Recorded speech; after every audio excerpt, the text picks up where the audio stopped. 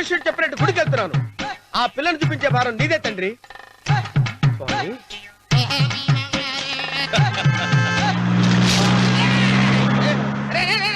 దరిద్రుడా, కడుపు అన్నం తిన్నావా, గడ్డి తిన్నావరా?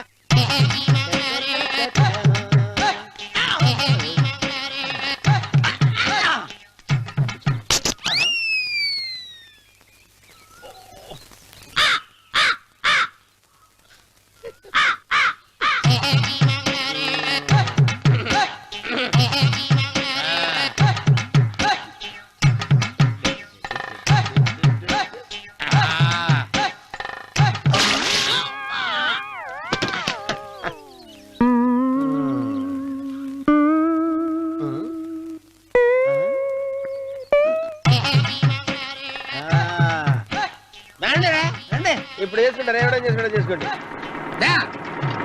రండి వస్తారండి, ఎంతమంది వచ్చినా బయలుదేరి సార్.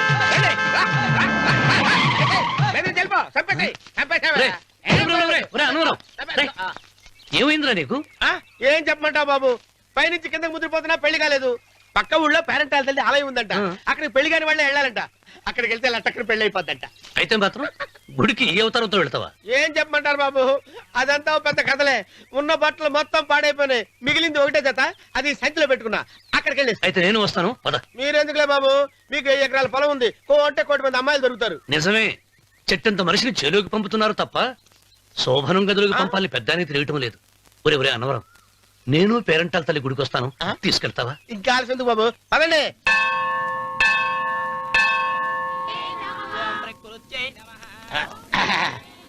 ఒరే అన్నవరం, గుడిలోకి వెళ్లే ముందు కొలంలో కాళ్ళు కొడుకుని వెళ్ళడం ఆచారం రా. బాలేవాళ్ళ బాబు గారు, మనం ఇక్కడికి వచ్చినందుకు కాళ్ళు చేతులు కడుక్కోవడానికే. మీరు కాళ్ళతో కడుక్కోనండి, నేను వెళ్ళిపోతాను బాబు.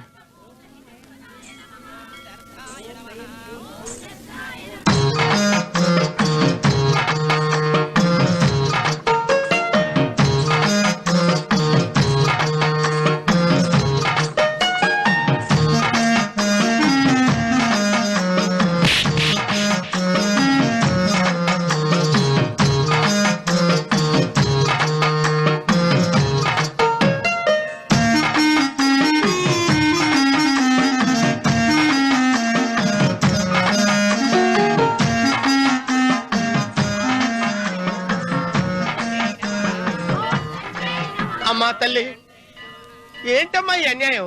నాకు ఇంతవరకు పెళ్లి కాకపోవడం ఏంటమ్మా? నేనేమన్నా బేదోండా, బిక్కోండా, అడుగుతుంటున్నానా? నాకు రాయలసీమ రామన్న చౌదరి గారి పొలం పక్కన 100 ఎకరాల పొలం ఉంది కదమ్మా, నాకు సరైన జోడించుడు తల్లి. అమ్మా తల్లి, పోతురాజుపాలెంలో నాకు పెద్ద మేడ ఉంది, డిబ్బి సవర్ల బంగారం ఉంది. అయినా కూడా నా భాష బాగోదని ఎవరు నన్ను మనవాటానికి రావడం లేదమ్మా. మొట్టమొదటిసారి నీ గుడికి వచ్చా, నాకు పెనువిట్టి దొరికేటట్టు చెయ్యి. అలాగ చేస్తే నీ డిప్పీలో 30 రూపాయలు వేస్తా. డెప్పియా 30? ఈ భాష ఏంటి తల్లి? నీ పేరేంటి? ఎంకమ్మ. ఎంకమ్మ? భగవంతుని తందాన్నిచ్చి ఇంత దరిద్రమైన పేరు పెట్టాడేంటి? పేరుదేముంది, వెంకు అని పిలుచుకోవచ్చుగా. అది సరి, నీ పేరేంటి? నా పేరు అన్నవరం. ఏంటి నచ్చలేదా? వాంతి వస్తున్నట్టుందా? ఇష్టం లేకపోతే అను అని పిలవచ్చు కదా. నాకు 100 ఎకరాల పొలం ఉంది తెలుసా?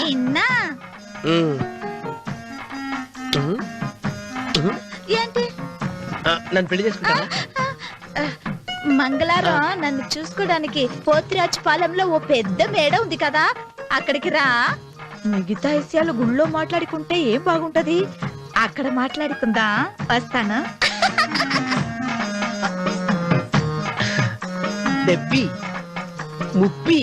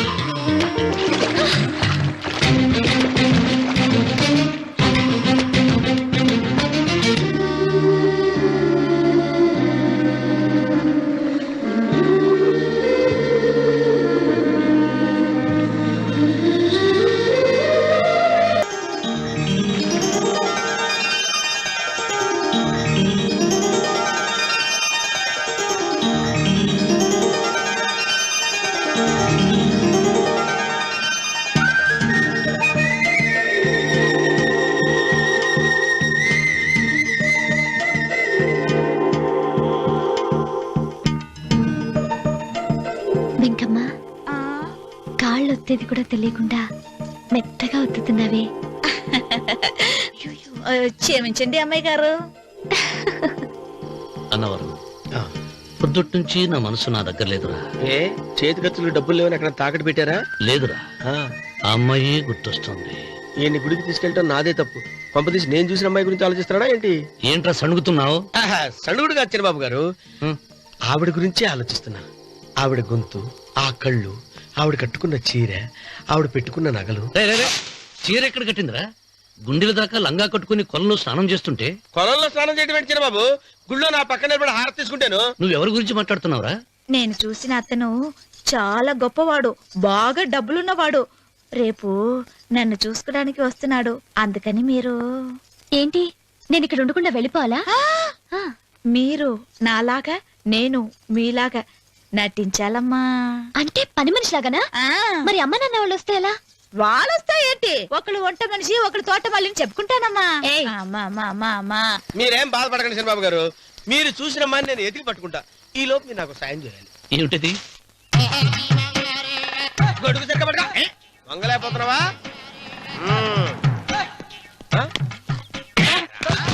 పనిచేసే పద్ధతి ఎవడరా నువ్వు? ఎవడరా నువ్వు? నిలబడ్డావు నేను ఎవడో చెప్పు. ఓ చిన్నమ్మ గారిని చూడడానికి వచ్చారు. మీ కబుయ్య అయ్యగారు. దండాలు బాబు, వెళ్ళండి. నువ్వురా. పెద్దయ్య గారు అమ్మగారు లేకుండా ఈ చూసుకోవడాలేంటో. కొంచెం ఎక్కువ చేస్తున్నట్టున్నావు. ఎవరిని ఎక్కడ ఉంచాలో అక్కడే ఉంచాలి. వీడు కొంచెం చదివిచ్చాను, నెత్తిరెక్కుతున్నాడు. వీడి సంగతి తరువాత.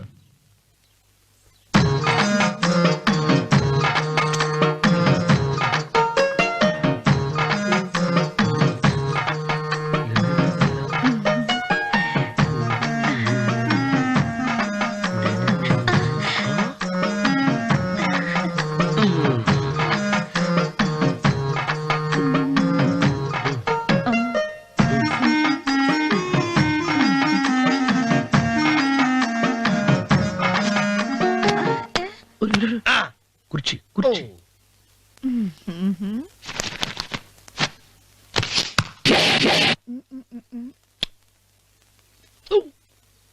అరుకు వస్తున్నాను అమ్మాయి గారు.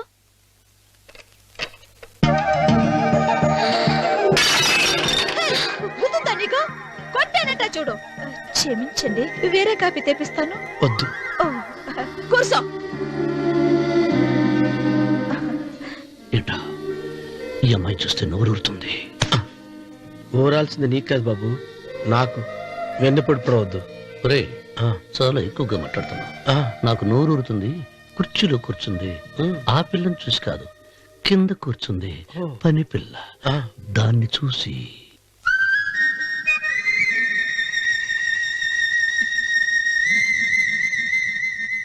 ఏంటిది, నా మనసు పాలేరు మీదకి పోతుంది. ఏంటో. అయ్య గారిని ఏమైనా ప్రశ్నలు అడగండి అమ్మగారు. నేనా?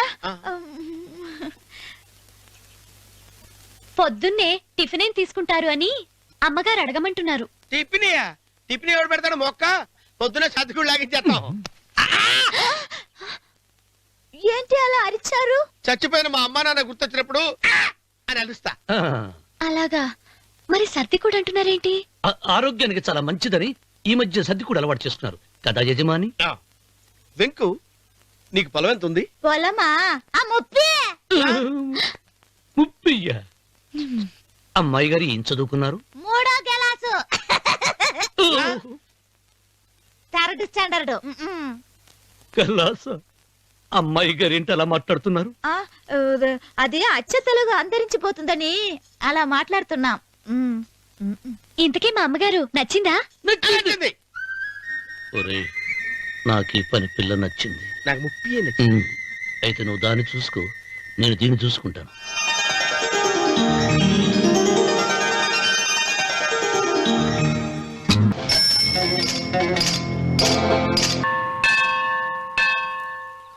అమ్మా, 100 ఎకరాల ఆసావినని చెప్పినందుకు 30-70 అనే పిల్లని పరిచయం చేసి పెద్ద శిక్ష చేసావు తల్లి. తప్పైపోయిందమ్మా, క్షమించే తల్లి. ఈసారి అలా చేయను. మంచి పిల్లనిచ్చి పెళ్లి చేయమ్మా. అలాగేనా?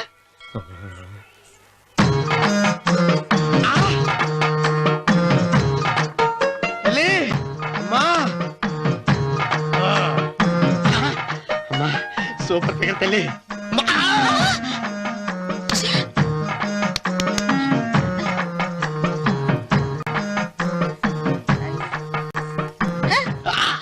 నాకింకా పెళ్లి కాలేదు తల్లి. 100 ఎకరాల మాగానే ఉంది, 50 ఎకరాల కొబ్బరి తోట ఉంది, కానీ పెళ్ళం లేదు. పెళ్లిళ్ళ సీజన్ అయిపోతోంది. మంచి పిల్లని చూపెట్టి పుణ్యం కట్టుకో తల్లి. నాకు కూడా పెళ్లి కాలేదు తల్లి. నేను నీకు పురాతన భక్తురాలిని కదా. 7 అంతస్తుల మేడనిచ్చావు, 7 వరాలు నగలిచ్చావు, కానీ మొగుడు లేడు. మొగుడు లేడా? తొలి ప్రేమ మీద నీకు నమ్మకం ఉందా? పట్టు చీరా మలి ప్రేమ మీద నీకు నమ్మకం ఉందా? సిలుకులాల్చి ఉంది. 7 అంతస్తుల మేడ. నేను నీకు నచ్చేనా 100 ఎకరాల ఆసామి? నువ్వు తప్ప ఎవ్వరూ నచ్చరు. వచ్చే మంగళవారం నా ఇంటికి ఒకసారి రండి, నన్ను చూసుకోడానికి.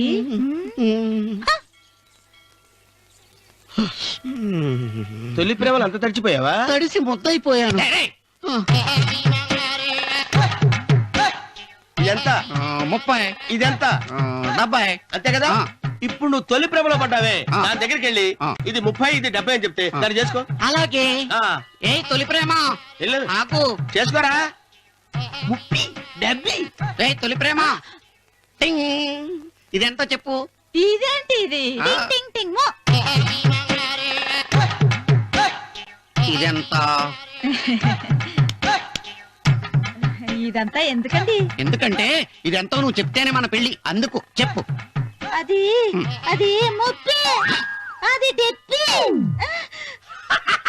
ఒరే గుంటనక, వస్తున్నాను ఉంటారా? అచి సాచినోడా, నాకు వచ్చిన సంబంధాన్ని చెడగొడతావా? అంటే బాగా అవసరం. నన్నే కొడతావా? అమ్మా, నన్నే కొడతావా? అమ్మా, చూడు, నువ్వు చేసింది తప్పో నేను చేసింది తప్పో మా చిన్నమ్మ గారిని అడుగుతాను. ఈ విషయం రే ఏంట్రా కింద పడింది తింటున్నావు? రేపటి నుంచి మీరు కూడా ఇదే తినాలండి. ఎందుకురా? లేకపోతే ఏంటండి, పని ఏమైనా ప్రేమించగానే సరిపోలేదండి, వాళ్ళు అలవాట్లు కూడా నేర్చుకోవాలి. అందుకని రేపటి నుంచి చికెన్ నేను తింటాను, జొన్న రొట్టె కొట్టుకొని మీరు తినండి. రానవరం, ప్రేమకు పేదరికం అంటున్నారు. ఆ అమ్మాయి కోసం నా ప్రాణాయనే ఇస్తాను. ఎరా పని మనిషిని ప్రేమించావా? అమ్మా అమ్మ, నీ దండం పెడతానే, పని మనిషిని కలుపుకులా తీసేయద్దు. ఆ అమ్మాయి అంటే నాకు ఇష్టం అమ్మా. అమ్మగారు, ప్రతి పెళ్లికి అబ్బాయి గారు తీసుకెళ్ళి వాళ్ళ ఎత్తి అక్షంతలు వేయించడమే కానీ ఆయన నెత్తి మీద అక్షంతలు ఎప్పుడు ఇస్తారండి? అసలు ముదిరిపోయిన బెడకాయలు తయారవుతున్నాడు. అబ్బే, నేనండి. ఆ అమ్మాయి దేవురు. ఆ విషయాలన్నీ నేను తర్వాత చెప్తాను కానీ అమ్మగారు, ఆ చేతుల మీద కానీ నాకు కూడా పెళ్లి చేయండి. నీకు పెళ్ళా? అవునమ్మగారు, అబ్బాయి గారు పని అమ్మాయిని ప్రేమిస్తే నేను బాగా డబ్బులున్న అమ్మాయిని ప్రేమించారండి. అదిగో రైలు సిగ్నల్ ఇచ్చారండి. మీరు మా పెళ్లికి కూడా సిగ్నల్ ఇచ్చేస్తే. ఈ రోజు మీ ఇద్దరికి ఏమైందిరా? ప్రేమలో పడ్డాం. నమస్కారం బాబు గారు. నమస్కారం అండి. రండి.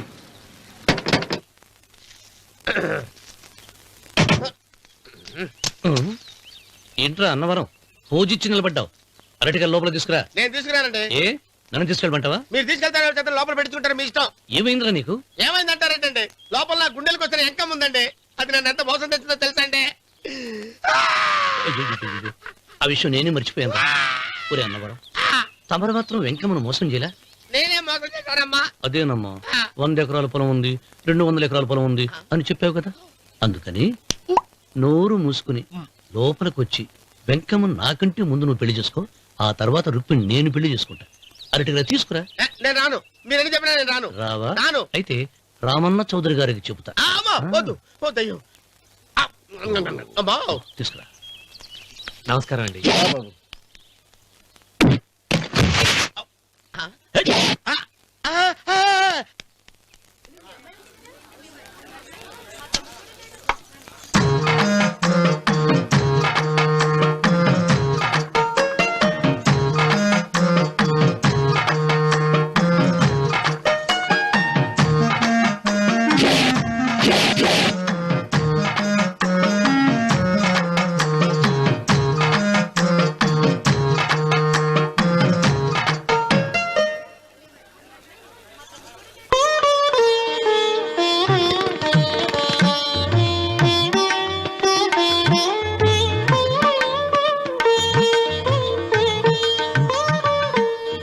పంతులు గారు, ఇప్పటికే ఆలస్యమైంది, త్వరగా జాతకాలు చూసి లగ్న పత్రికలు రాయించండి. నేను అదే కంగారు పడుతున్నానండి. ఇప్పటికే ఆలస్యం అయిపోయింది, మంచి ముహూర్తం దాటిపోతుందేమోనని. మీరు మాత్రం ఏం చేస్తారండి? మీ ఊరు నుంచి బయలుదేరి రావాలంటే ఒకవైపు కొండ, ఇంకోవైపు చెరువు, మధ్యలో ఆలయం. ఆలయం లేకపోతే సమయానికి వచ్చి ఉండేవాళ్ళుగా. గాయం ఏడముందో తెలియని కవకు దెబ్బ 30 ఎకరాల భూమి నిత్యాన్నదానం కోసం అమ్మవారి దేవుడానికి రాసేసిన వంటి తన గుండెలో ఏముందో పరులకు తెలియని రక్త ఘోషలు అశ్రు తర్పణంతో రామన్న రామన్న రాయలసీమ రామన్న చౌదరి రామన్న రామన్న రాయలసీమ రామన్న చౌదరి. వెంకన్న ఎప్పుడూ గెలవని మనిషి. ఒక్కసారైనా గెలిస్తే బాగుండు అని జాలి చూపిస్తారు కొందరు కాదు. ఎప్పుడూ గెలిచే మనిషి ఈసారైనా ఓడిపోతే బాగుండు అని అసూయపడతారు అందరూ. ఈ రామన్న చౌదరికి ఎన్నడూ ఓటమి లేదు, రాదు.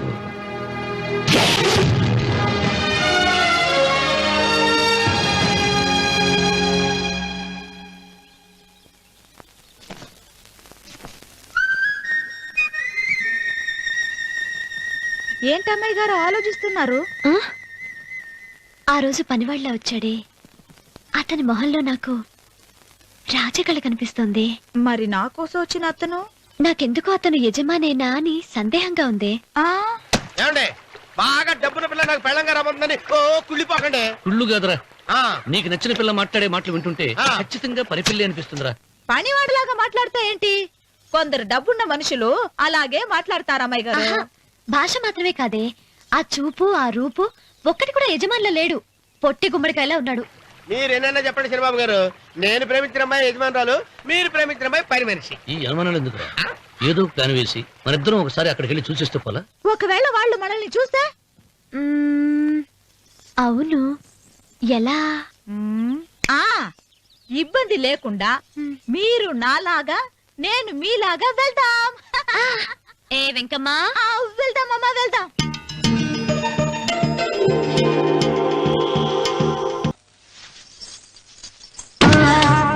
పర్వాలేదులే, భగవంతుడు చల్లగా చూసుంటే శోభనం గదిలో నీ కొంగుముడి విప్పాల్సిన వాణ్ణి. డబ్బుందని రామన్నని పెళ్లి చేసుకున్నావు కదా. భిక్షపతి, నేను యువతిని. కళ్ళు పోతాయా? పోనీ, నిన్ను అనుభవించాక కళ్ళేమిటి? ప్రాణం పోయినా పర్వాలేదు. ఏంట్రా ఏం చేస్తున్నావు ఇక్కడ? ఏం లేదు నాన్న, పాలేమన్నా ఉంటే ఒక బిందెడివ్వు, నేను కూడా శివలింగం మీద పోస్తాను అంటే నోర్మి అంటుంది. మూసా పోస్తాను వదినా. ఏమా వాడేమన్నా వాగాడా?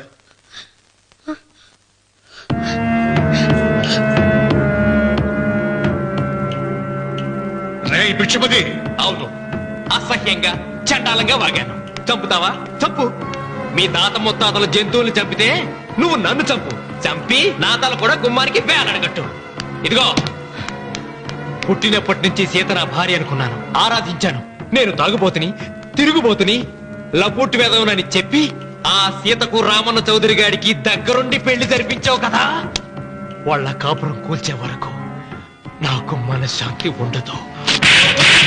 సీతని కట్టబెడితే పీటల మీద విషం దాకా చచ్చిపోతుందని బంగారు లాంటి రామునికిచ్చి పెళ్లి చేయించాను రా. వెంటనే నీ పద్ధతి మార్చుకోకపోతే నువ్వు తినే అన్నంలో విషం కలిపి తప్పేస్తాను రా వెధవా. వద్దు నాన్న, వద్దు.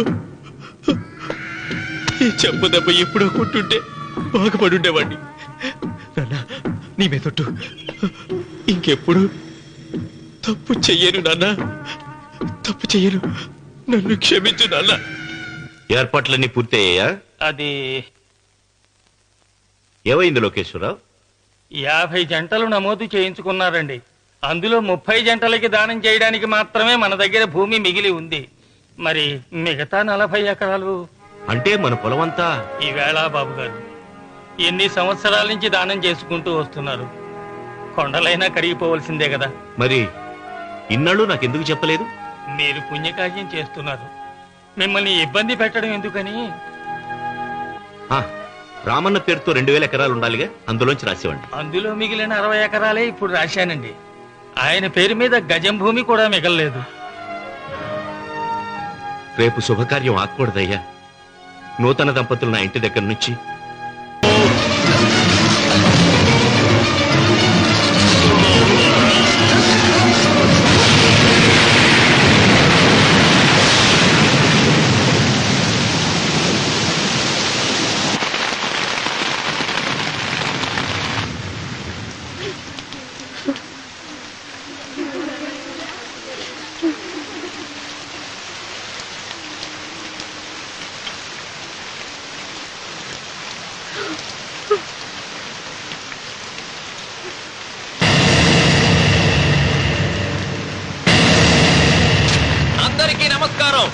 ఇది మా పెదనాన్న సంతకం పెట్టిన దస్తావేజు. అక్కడ మా నాన్న లేడు, ఇక్కడ మా పెదనాన్న లేడు. కానీ మా పెదనాన్న మా నాన్న దగ్గర 50 లక్షల డబ్బు 40 ఎకరాల పొలం తీసుకున్నాడు. ఏ లోకేశ్వరరావు చెప్పు. అవునండి, నేను సాక్షి సంతకం చేశాను. ఈ అప్పు ఎలా తీరుతుందో ఆ ధర్మాత్ముడి శవం అక్కడి నుంచి తీసేలోపు చెప్తే బాగుంటుంది. బిచ్చమతి మతుందా నీకు? ఇదేనా అడిగే సమయం? ఆయన తగలబడిపోతే ఆయనతో పాటు ఈ నిజం తగలబడిపోతుంది. మా అన్నయ్య ఆ ధర్మాత్ముడు రక్తం పంచుకుంటాడు. ఏమయ్యా లోకేశ్వరరావు, మా అన్నయ్యకి మిగిలిన ఆస్తి ఏమిటి? ఈ ఇల్లు తప్ప ఏమీ మిగలలేదండి. సరే, 40 ఎకరాల కింద ఈ ఇల్లు పెట్టుకుంటాను. మిగతా 50 లక్షలు ఎలా ఇస్తావన్నయ్యా? ఏంటో నువ్వు మాట్లాడేది? మా రావుని ఒట్టి చేతులతో నడ్రోడ్డు మీద నిలబెడతావా? సరే, డబ్బు వద్దు, పొలం వద్దు, ఒక్కటిస్తే చాలు. ఏంటది? అది సీత దగ్గరుంది. అది ఇస్తే 50 లక్షల బాకీ రద్దు చేసుకుంటా. సీతారత్నం పుట్టింటి వాళ్ళు పెట్టిన 7 వారాల నగలున్నాయి. అవన్నీ నాకు ఇచ్చేస్తే నేను సరిపెట్టుకుంటాను.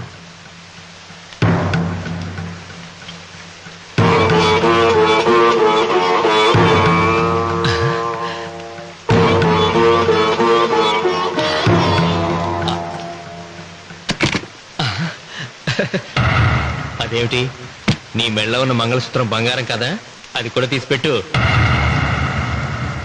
అన్నయ్య తీసేమని చెప్పు. నువ్వు కట్టాల్సిన తాడి మా రావుడు కట్టాలని ఖచ్చితంగా కదా ఈ పని చేస్తున్నావు. తప్పు మాట్లాడుతున్నావు శాస్త్రి. నాకు ఆ తాళి అక్కర్లేదు, ఆ 50 లక్షలు కట్టమను. మీకందరికీ చేతులెత్తి మొక్కుతున్నారు. ఒక ఐదు ఇళ్ళ 5వ తనాన్ని కాపాడండి. మీకోసం తన సరస్వాన్ని మీకు దానం చేసి కొడుకును ఒట్టి చేతులతో నిలబెట్టారు మా శివరామకృష్ణ గారు. మీరందరూ ఇంటి మూలంగా లాభం పొందిన వారే. ఆ ఇల్లాను మంగళసూత్రం తీయకుండా కాపాడండి. దయచేసి మీకు కొంచెం సహాయం చేయండి. పంతులు, నీకేమైనా సిగ్గుండదా? కడుపుకు అన్నం తింటాడావా, గడ్డి తింటాడావా? దానం ఇచ్చినట్టుది తిరిగి పీక్కుంటావా? ఊరికే ఇచ్చాడా? పుణ్యం కోసం ఇచ్చాడు. చచ్చాక తిరిగి ఇవ్వమంటే ఎలాగండి? ఎవడు దానం చేయమన్నాడండి? ఒళ్ళు కొవ్వెక్కి దానం చేశాడు. అన్నం పెట్టి తిన్నది కక్కమంటే ఎలాగండి? సోము తమ్ముడిది సోకేవా అన్నగారు అనుభవించారన్నమాట. ఏమైనా నిలబడి చూస్తాడారు సిగ్గు లేకుండా? ఈయనే ఉంటే మన కునేది అని విక్కుంటారు, మనం వచ్చే పట్టుకొని అడుగు తినాలి. ఏం చూస్తాడే?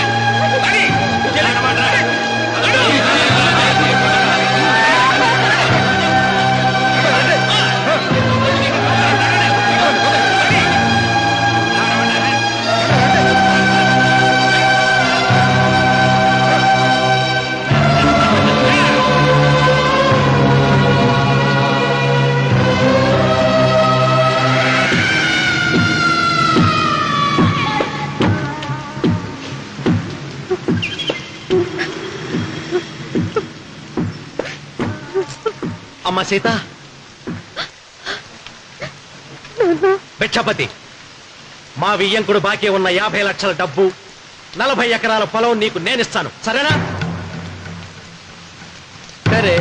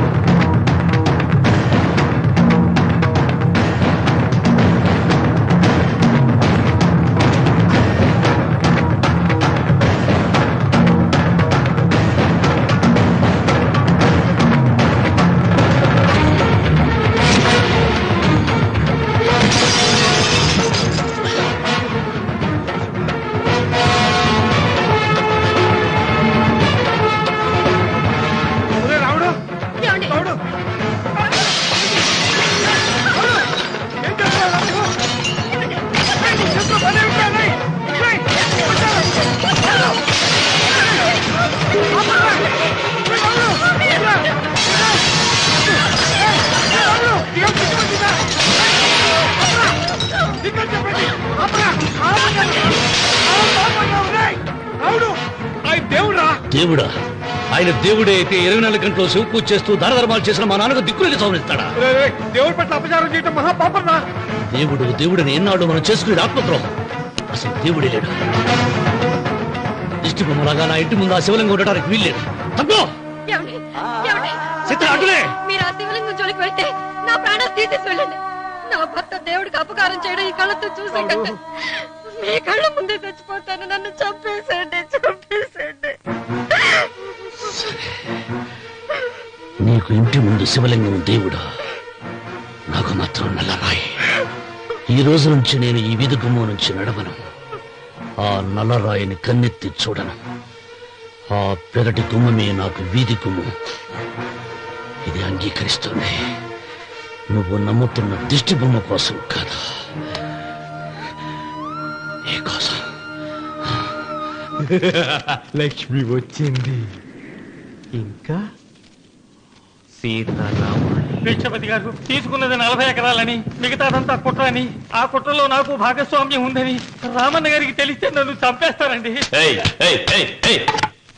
డబ్బు చూసేసరికి ఆశ పుట్టిందా? ఇదిగో ఈ సంగతి ఎవరికన్నా చెప్పావో కోసేస్తా. ఒరే భిక్షపతి, నువ్వు నాశనం అయిపోతావురా, నాశనం అయిపోతావు.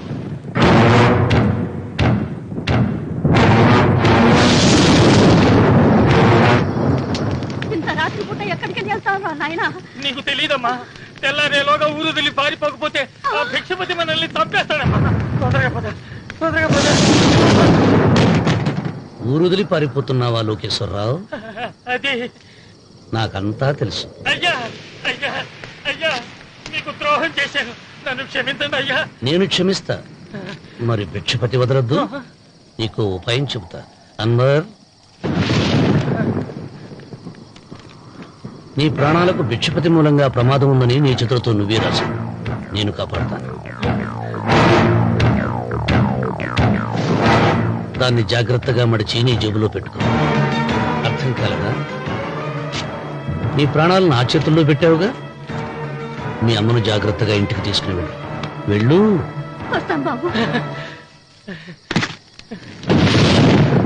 పదమ్మా, పద.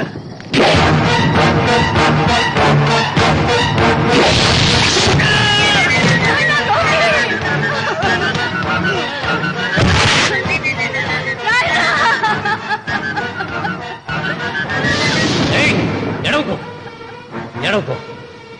కన్నీళ్లు పెట్టేంత గొప్ప చరిత్ర కలిగిన వాడు కాదే నీ కొడుకు. అన్నం పెట్టిన మా నాన్న చావు కారణమైన వాడు. నీ కొడుకుని భిక్షపతి చంపాడని పోలీసులకు చెప్పాలి.